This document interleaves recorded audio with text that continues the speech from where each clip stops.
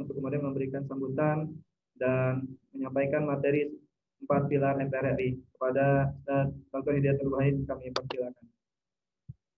Baik, terima kasih. Jazakumullah khairan katsiran. Waktunya para ustadz, para tokoh ini kan sangat mahal ya. Untuk TV saya dibaca aja dari sendiri. Assalamualaikum warahmatullahi wabarakatuh. Waalaikumsalam warahmatullahi wabarakatuh.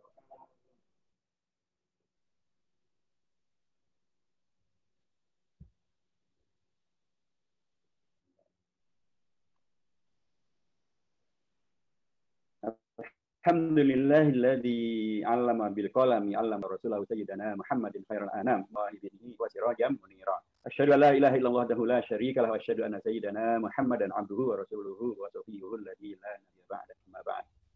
Hadirat al-mukarramin wal muhtaramin, para peserta sosialisasi yang saya hormati, para tokoh-tokoh masyarakat, para kiai, para ajengan, para pimpinan daripada IKAD di Cilegon dan di seluruh Banten yang semuanya saya hormati, dan khususnya kepada sahabat saya, ketua saya, fraksi Partai Keadilan Sejahtera DPR RI, Ustaz Dr. Kiai Haji Jazili Juwaini, Habibullah, dan seluruh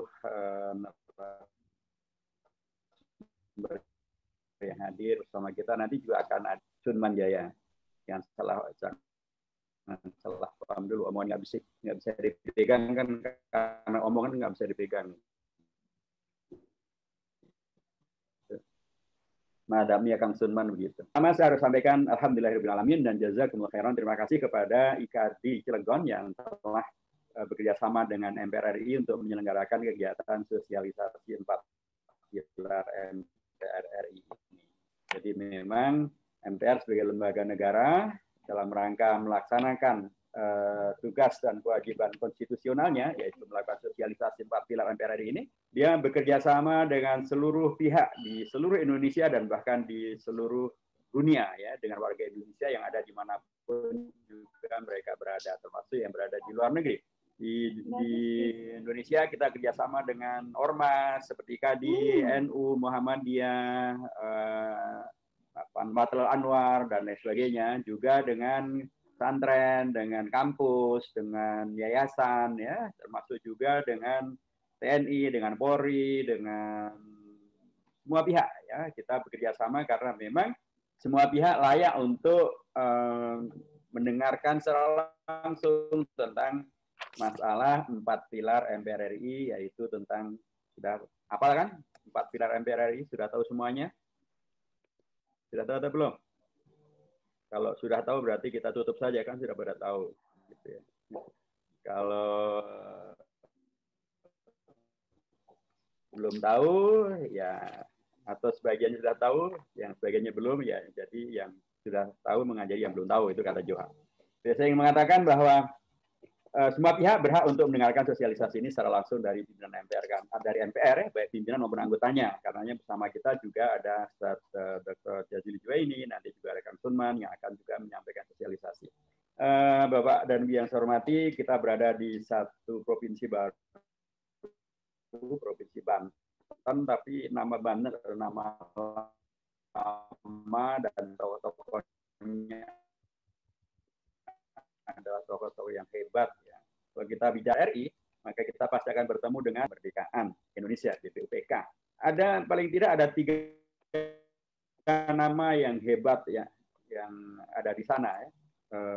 3 nama ini mungkin sebagiannya sudah sangat akrab, ya, tapi mungkin sebagiannya sesungguhnya sangat dikenal, cuman mungkin nggak diduga bahwa ternyata beliau termasuk yang menjadi bapaknya bangsa Indonesia, melahirkan Indonesia, membuat Pancasila, termasuk juga membuat Undang-Undang Dasar 45. Mereka bapak bangsa. Mungkin biasa dikenal Profesor Dr. Husein Jayadiningrat. Beliau anggota BPUPK, tokoh Banten. Beliau adalah orang pribumi yang pertama kali mendapatkan gelar doktor. Dan guru besar pertama di Indonesia itu ya beliau, Profesor Dr. Husein Jayadiningrat, orang Banten. Top enggak orang Banten? Guru besar pertama, doktor pertama, gitu. Dan pahlawan bangsa, beliau terlibat menjadi anggota BPUPK, menyiapkan Indonesia Merdeka. Itu kalangan intelektualnya. Perempuannya juga ada. Tokoh perempuan Indonesia yang pertama kali mendapatkan gelar sarjana hukum dari Belanda, itu namanya Mr. Indirachten Maria Ulfa Subagio. Tokoh yang nanti juga aktif di Matlaul Anwar. Ini informasi langsung dari Ketua MA sekarang. Senior kita juga. Mr. Indirachten Maria Ulfa Santoso. Ya. Jadi dari kalangan lakinya pun seorang yang sangat terpelajar, dokter, profesor, perempuannya pun terpelajar, Mr. Sarjana hukum pertama gitu. Dan kalau itu ini sarjana hukum, ini doktor dalam bidang ilmu sejarah. Terus Banten itu kan dikenalnya sebagai tempat di mana ada tokoh yang sangat dikenal di Timur Tengah ya. Termasuk ketika saya masih kuliah di Madinah, saya termasuk mendokumentasikan karya beliau di perpustakaan Universitas Islam Madinah Al-Munawwarah, yaitu beliau Syekh Nawawi Al-Bantani dengan tafsir munirnya. Syekh Nawawi Al-Bantani, nama yang sangat harum di dunia kajian Islam di Timur Tengah. Sampai sekarang bukunya masih dipakai. Tapi apakah tidak ada tokoh dari Banten yang latarnya pesantren yang kemudian terlibat memerdekakan Indonesia?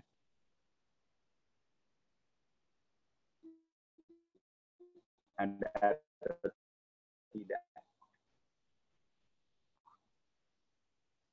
Saya biasanya menyampaikan pertanyaan lagi COVID, umrohnya belum bisa nih.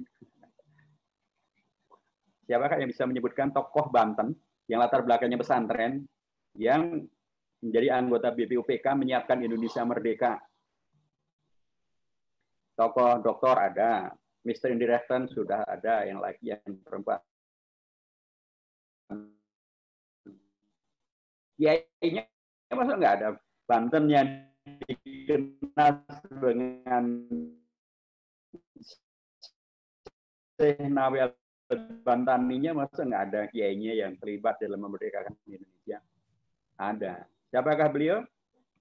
Kalau nama populernya adalah Ki Fatah Hussein, Ki Fatah Hasan.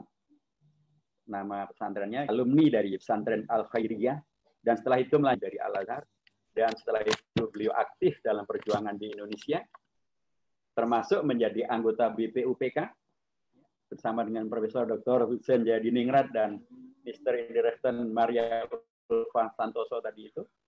Dan bahkan beliau aktif dalam membuat undang-undang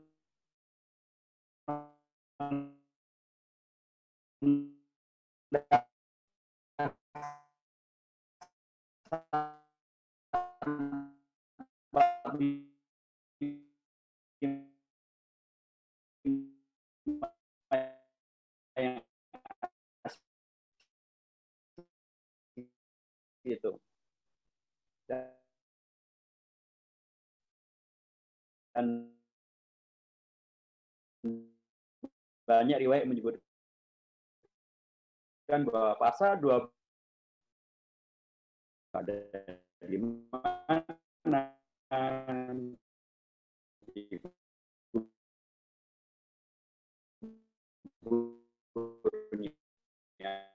di mana.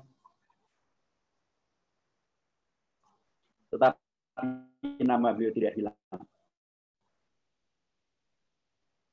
Jasa beliau tidak hilang. Dan karenanya pemerintah Indonesia memberikan gelar bintang yang beliau perjuangkan itu. Jadi Bapak Ibu yang saya hormati, Ustadz dan para kiai, saudara semuanya, ada 3 tokoh dari Banten. Paling tidak nih ya, ilmuwan,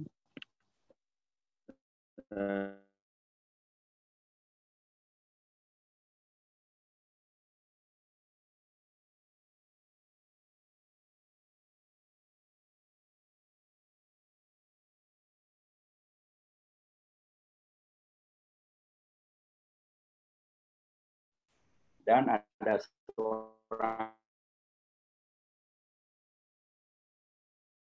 pilar MPR. Karena juga kita dari ternyata Indonesia ini juga bukan hanya di didirikan oleh seorang ilmuwan, Dr. Hussein Yadiningrat, bukan didirikan oleh seorang perempuan ahli hukum, Mr. Maria Ulfa Santoso, tapi juga didirikan oleh kiai, oleh alumni pesantren, alumni Al-Azhar. Kalau kita sekarang yakin beliau juga ada seorang dai. Mungkin kalau sekarang mungkin beliau bisa masuk anggota Matul Anwar atau anggota IKADI itu, kalau beliau masih ada sekarang. Jadi dengan demikian maka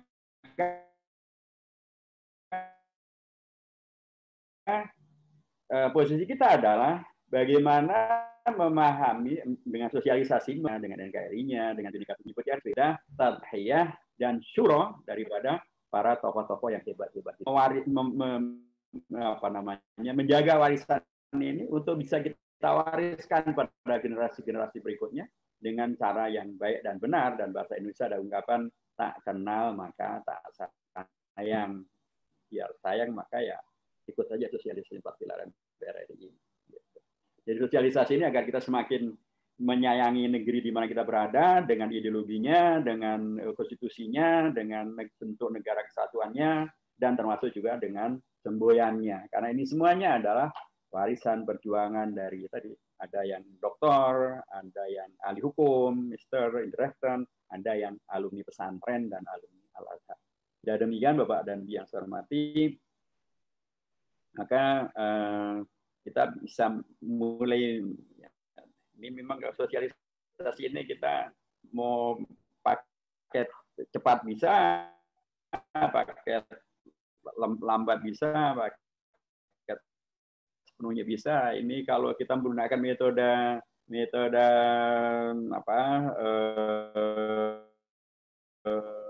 training of trainer atau metode outbound itu bisa sampai 4 hari.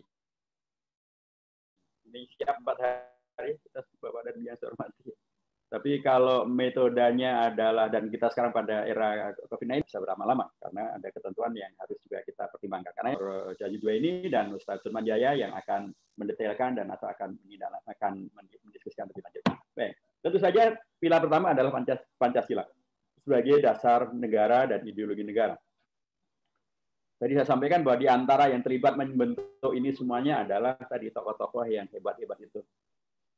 Dan karenanya bisa kita bayangkan bahwa tidak mungkin kemudian karenanya Pancasila ini dihadirkan untuk menghadirkan madarat bagi bangsa Indonesia, termasuk umat Islam di Indonesia. Karena yang menciptakan adalah termasuk tokoh-tokoh umat Islam, termasuk kalau kita bicara tentang kalau kita bicara tentang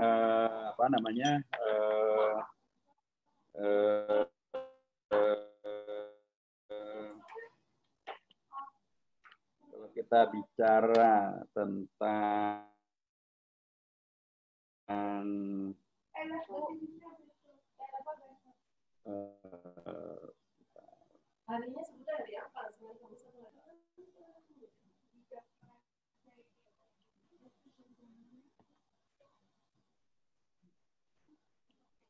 Oke, saya lanjutkan Bapak dan Ibu yang saya hormati. Kalau kita bicara dari sisi Pancasila, maka tadi saya sampaikan yang membuat Pancasila itu juga adalah mereka-mereka yang merupakan para ulama, tokoh-tokoh umat, ya, dan karenanya menjadi sangat wajar bila kemudian Pancasila dalam bentuk finalnya, yaitu 18 Agustus itu, ketuhanan yang Maha Esa itu pun juga diberikan penegasan oleh Bagus Kusumo sebagai maksud daripada yang Maha Esa adalah tauhid, adalah akidah. Dan wajar bila Pancasila dalam 5 silanya itu mencantumkan beberapa kata kunci dalam ajaran agama Islam.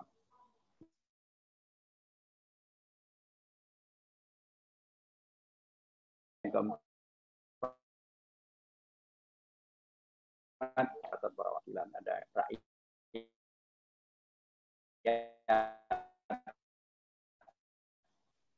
musyawarah perwakilan, lagi-lagi semuanya adalah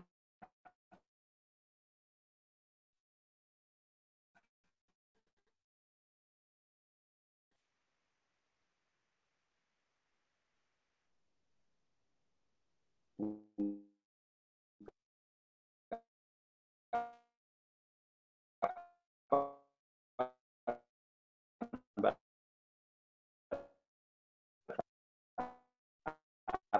yang merujuk dalam atau yang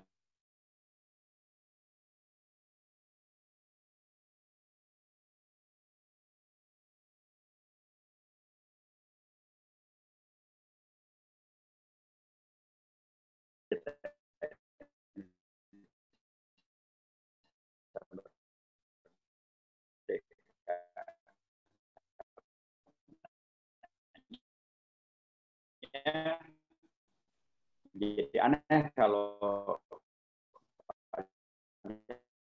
istilah keturunan yang Maha Esa kemudian yang didukung dan dibiarkan adalah PKI, komunisme, ateisme, liberalisme, LGBT itu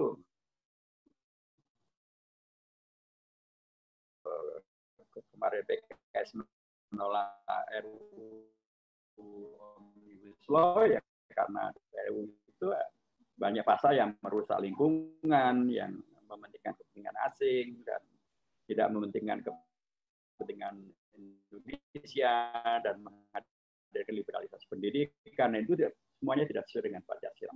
Jadi kita merealisasikan tujuan Indonesia Merdeka dan sosialisasi ini agar itu punya cita-cita luhur, dan karenanya bila ada yang ingin menyimpangkannya menjadi komunis, menjadi ateis, menjadi liberalis, menjadi kepentingan asing, menjadi itu bisa kita koreksi agar kita kembali pada jalan yang benar, itu tentang Pancasilanya. Tentu sila-sila yang lain akan bisa kita perdalam. Mungkin juga nanti Pak Jazuli dan Ustaz Sunman bisa menyampaikan. Tapi intinya adalah tadi sudah saya mukadimah bahwa Pancasila ini semuanya pakai bahasa Indonesia, dan karenanya memahaminya tidak rumit ya, dan kemudian melaksanakannya pun juga tidak rumit. Sehingga kalau kemudian setelah itu pun dengan memahami akar sejarah yang tadi saya sampaikan, kemudian di belakang warga Banten mendapatkan beragam upaya untuk menyimpangkannya, berarti menyimpangkan dan cita-cita Indonesia Merdeka yang diantaranya dibuat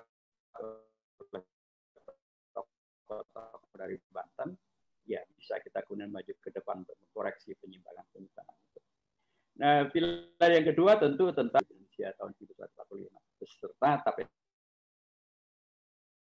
MPR dan yang masih berlaku. Nah, TAP MPR yang masih berlaku tentu diantaranya adalah TAP MPRS nomor 25 tahun 1966 tentang penegasan bahwa PKI sebagai partai terlarang dan pembubaran Marxisme dan Leninisme. Ini yang kemudian kemarin tanggal 30 September, 1 Oktober kita semuanya membicarakan hal ini dan ramai menjadi isu di mana-mana, karena memang ya dengan mengaburkan tentang Pancasila, sila pertamanya tidak Tuhan Yang Maha Esa, ya dikhawatirkan bila kemudian di balik itu ada keinginan untuk membuat orang lupa dengan agama, dan kalau lupa dengan agama kemana kalau bukan kepada komunisme, dan apalagi memang ada pihak yang ingin meskipun pelajaran sejarah supaya kita tidak ingat sejarah termasuk sejarah perantau ke Banten tadi itu. Ada yang bahkan ingin menghapuskan pelajaran agama. Kalau pelajaran agama dihapus, ya tentu pada ujungnya, ya kalau orang tidak lagi mengerti agama dengan baik dan benar, ya akan kemana lagi. Dan bahkan ada tokoh yang waktu itu menuntut agar pemerintah Indonesia minta maaf kepada PKI. Atau ada yang mengatakan dalam buku sejarahnya bahwa PKI itu adalah korban. Itu semuanya adalah sebuah realita tentang bagaimana 4 pilar MPR ini semakin perlu dipahami, disosialisasikan dengan baik dan benar, sehingga kita punya pegangan kukuh ya. Kita tidak mudah dibohongi, tidak mudah dibikin bingung dengan beragam isu dan manipulasi informasi yang dikembangkan. Nah, salah satu dari pilar untuk menjaga ini supaya kita tidak mudah kemudian terbawa ke sana kemari adalah Undang-Undang Dasar Negara Republik Indonesia. Undang-Undang Dasar ini tadi disampaikan di antaranya dibuat oleh tokoh-tokoh dari Banten juga, ada Mr. Maria Ulfa Subatyo, ada Ki Haji Abdul Fattah Hasan, gitu ya. Dan itu artinya menjaganya supaya tidak terjadi penyimpangan-penyimpangan. Undang-Undang Dasar ini, Bapak Ibu yang hormati, dulu pada awal dibuatnya itu dibuat demikian sederhana karena yang penting adalah kita merdeka punya undang-undang dasar. Tapi waktu itu Bung Karno pun sudah menyampaikan bahwa nanti bila kita sudah berada penyempurnaan terhadap undang-undang dasar, dan itu baru terjadi ketika terjadilah amandemen terhadap undang-undang dasar karena itu adalah bagian daripada tuntutan reformasi. Ketika dilakukan amandemen, undang-undang dasar ini mengalami penambahan yang luar biasa dari 16 bab. Sekarang setelah perubahan terdiri dari reformasi, undang-undang dasar terdiri dari 37 pasal. Setelah reformasi menjadi 73 pasal. Sebelum reformasi, undang-undang dasar terdiri dari hanya 49 ayat. Setelah reformasi, amandemen dilakukan oleh MPR sebagai tertinggi negara yang diberi kewenangan untuk melakukan amandemen, melaksanakan tuntutan reformasi, maka ayat ini pun menjadi banyak sekali, menjadi 170 ayat. Dan memang banyak hal yang kemudian menjadi berubah dan mengapa kemudian sosialisasi ini diperlukan. Salah satu di antaranya yang paling mencolok adalah terjadinya perubahan terkait dengan masalah kedaulatan. Dulu sebelum perubahan undang-undang dasar, kedaulatan itu oleh undang-undang dasar tidak diberikan kepada rakyat, tapi kepada MPR. Karenanya MPR lah yang memilih presiden. Sehingga presiden menjadi mandataris MPR. MPR membuat GBHN. Sekarang rakyat milih presiden. Dulu tidak ada rakyat milih gubernur, dulu tidak ada rakyat milih bupati, dulu tidak ada rakyat milih wali kota. Dulu bupati, wali kota, gubernur dipilih oleh DPRD. Dulu presiden dipilih oleh MPR. Mengapa sekarang presiden dipilih oleh rakyat? Mengapa gubernur, bupati, wali kota dipilih oleh rakyat? Karena undang-undang dasarnya yang berubah. Undang-undang dasar dulu kedaulatan ada di tangan MPR. Sekarang kedaulatan ada di tangan rakyat. Itu pasal 1 ayat 2. Dan kemudian pasal 6 ayat 2 tentang memilih presiden. Itu dilakukan oleh rakyat juga. Kemudian pasal 18 ayat 4 menyebutkan tentang pemilihan gubernur, bupati, wali kota dengan secara demokratis dan oleh undang-undang disebut sebagai dilakukan oleh rakyat secara langsung. Jadi karenanya di era COVID-19 di mana banyak orang khawatir tentang pilkada yang bisa menghadirkan terbaru dan kemudian banyak pihak menyampaikan agar ditunda saja gitu ya. Tentu kami pun juga mengingatkan betul bahwa ya ini memang perlu suatu kepastian bahwa pilkada tidak menjadi klaster baru penyebaran COVID-19. Karenanya semua pihak harus betul-betul disiplin, semua pihak harus betul-betul menjaga dan memastikan tentang kesehatannya dan tidak menjadi penularan terhadap COVID-19 ini. Dan karenanya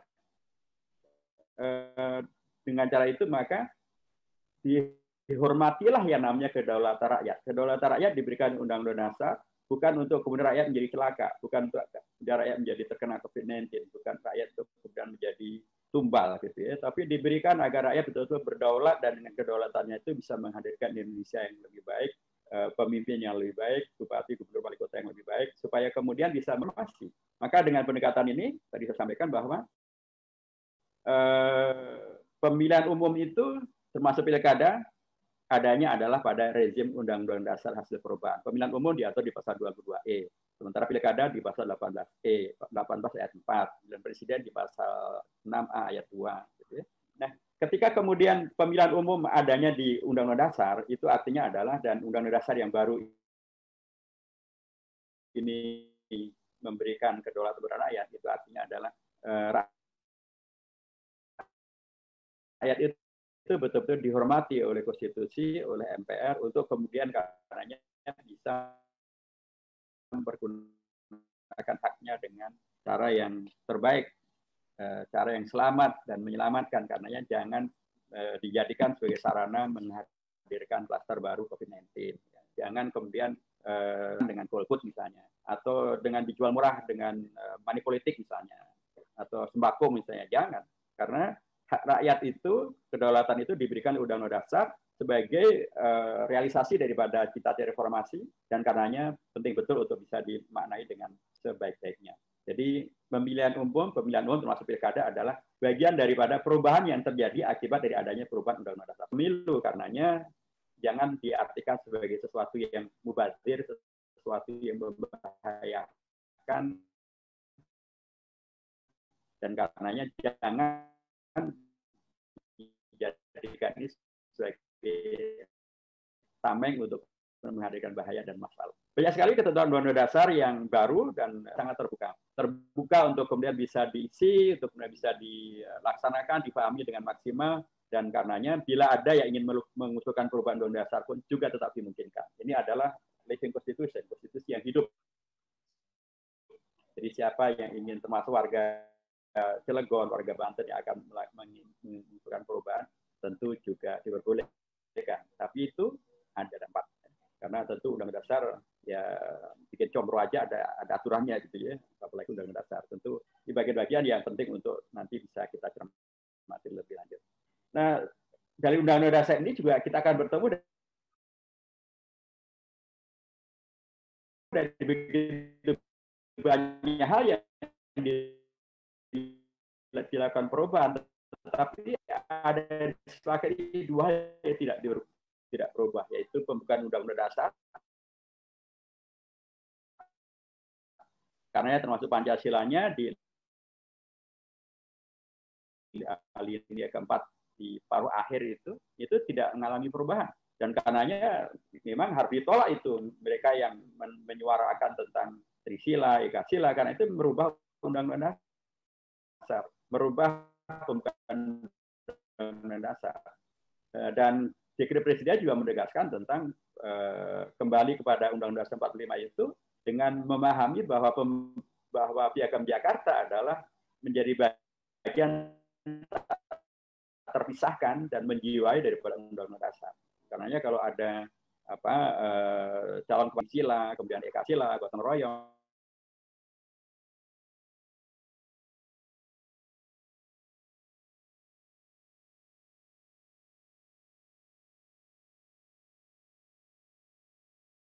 di bab 1 pasal 1 ayat 1 dan dikunci di pasal 37 ayat 5. Jadi NKRI pun lagi-lagi adalah satu sumbangsi dari tokoh umat Islam, dari partai, dan di DPR RI fraksinya Pak Dr. Jazil Juwaini pada setiap tanggal 3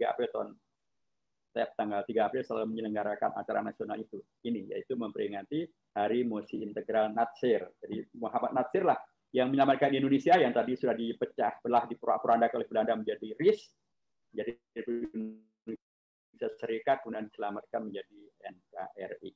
Kalau kita nggak ada beliau ini, nggak ada infiltrasi ini, nggak ada intervensi ini, maksud saya, nggak kita kenal istilah NKRI harga mati, yang ada RIS. Nah, Banten maupun di luar Banten bekerjasama dengan seluruh pimpinan bangsa menyelamatkan Indonesia, menyelamatkan Pancasilanya, membuat undang-undang dasarnya, menyelamatkan KRI-nya, dan kemudian bersama dengan tokoh-tokoh yang lain dari beragam ormas, beragam partai, ada insinyur, ada ahli hukum, ada ahli ekonomi, ada kiai tamatan Al-Khairiyah, ada tamatan Al-Azhar, ada dari NU Muhammadiyah, MENES, dari Madl Anwar, ya, ataupun dari Al-Khairiyah, semuanya dalam Bhinneka Tunggal Ikanya, mereka beragam-ragam, tapi keragaman-ragaman itu mereka memberikan kita contoh tentang itu diwariskan kepada kita semuanya, menghadirkan produksi yang sangat unggul, yaitu Indonesia Merdeka dengan Pancasilanya, dengan NKRI-nya, dengan Undang-Undang Dasarnya, termasuk bagaimana kemudian bisa berkontribusi menyelamatkan Indonesia dari penjajahan Belanda, termasuk dari penjajahan PKI atau pemberontakan PKI. Nah, inilah semuanya bagian-bagian yang menurut saya penting untuk kita segarkan dalam konteks 4 pilar MPR itu, agar kita semuanya semakin mengenal Indonesia, semakin menyayanginya, semakin membelanya, semakin mengisinya dengan baik dan benar. Bila ada penyimpangan di jalan manapun, kita bisa koreksi, kita kembali kepada jalan yang benarnya, dan kemudian agar cita-cita proklamasi reformasi bisa kita wariskan, bisa kita realisasikan, dan Indonesia ini bisa kita wariskan pada generasi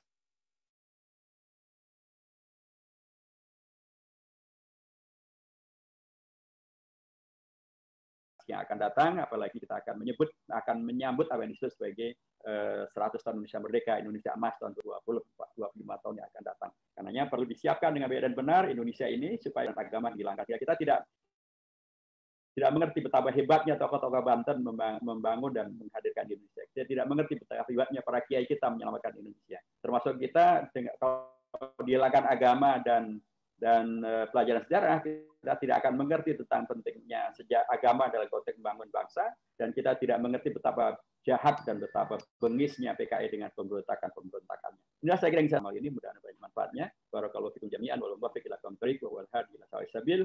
Wa nasrul mu'minin wa billahi taufiq wal hidayah. Wassalamualaikum warahmatullahi wabarakatuh.